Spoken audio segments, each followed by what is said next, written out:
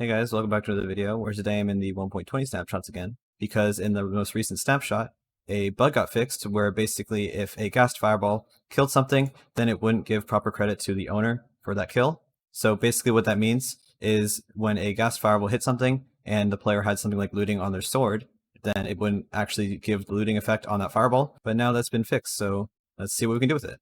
So now I'm actually back in 1.19.2 to show you how this used to work. As you can see, we have this wither skeleton right here, and if I summon a fireball on top of me, and I use this sword that has a really high amount of looting on it, I just hit it at him, and it just drops the normal drops and doesn't even give experience, meaning it doesn't even count as a player kill at all. So yeah, as you can see, it just completely doesn't work. So now I'm back in the snapshot with the exact same setup with the looting sword, as you can see, and then if we summon a fireball, just like this, and we hit it at the wither skeleton, then we get all the drops, so you get the XP as well, and you can see we got all the things like the wither skull and a ton of more bones and coal than normal. So how can we use this? The first thing I thought of when I realized this was a thing is we could use it to get looting from all the way up in the air in an AFK spot, so you don't have to like clear out a perimeter and all that stuff, and you also wouldn't have to make a giant mob shoot, and instead just have a ghast and shoot fireballs straight down, and then kill all the mobs down there and pick up their drops with all the looting. So this is a setup that does exactly that. The way it works is we just have this ghast right here that's positioned on these 3 snow layers, so it's at the perfect height so that when the ghast shoots its fireballs, they'll just freeze in place. This is a mechanic that was found by JJL21, and by the way, he's the one who let me know that this bug had been fixed in the first place, so thanks.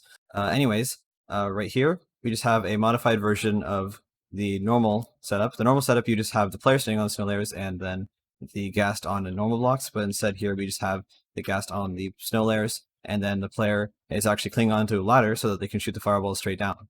So if we come down here and summon all the wither skeletons just like this, then we can come back up here. And all this extra redstone right here is just so that we can have an easy way to toggle it on and off. I decided just to use the minecart as the way to toggle on the things like these trapdoors right here so that the ghast can't see you and you have a floor to get out of the minecart on top of. The reason I didn't just use like a lever is because you're sneaking the entire time, and if you let go, you just instantly fall down to whatever is down there. So instead I decided to use the minecart, and when you kill it, it would just act as a lever instead. So go into survival, let's get in this minecart, and then hold sneak, and you can see we're positioned on this ladder right here. And we hit this, and then we're floating, and then the ghast should shoot fireball. We can hit down and then kill this minecart like that. And as you can see, we got a ton of drops down here, as well as all the XP. So you could just have something like a wither skeleton farm below, or whatever mob farm you want to. Obviously, you normally get this many drops from 8 mobs. I just have a really high looting sword to show that it actually is doing something. So yeah. Another way you can use this, which is way more useful in my opinion than that over there, is you can use it as an alternative to TNT flame looting. And the way that works is we basically just have the ghast fireball setup. So if we just go in here, we can just activate the flying machine. This is just to get it in and out of the way easily. You don't really need to do this, it's just kind of nice to have open space.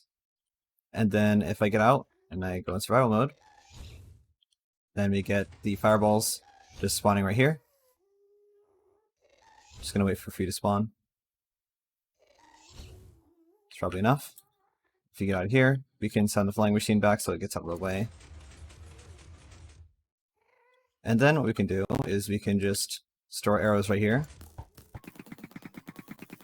These will have to be player arrows, but that's not really that big of a deal. And then we just have this clock right here, which is cycling through these items, and then after a little while it will reset this area right here. Just wow, good timing. Just like that, so the arrows won't despawn.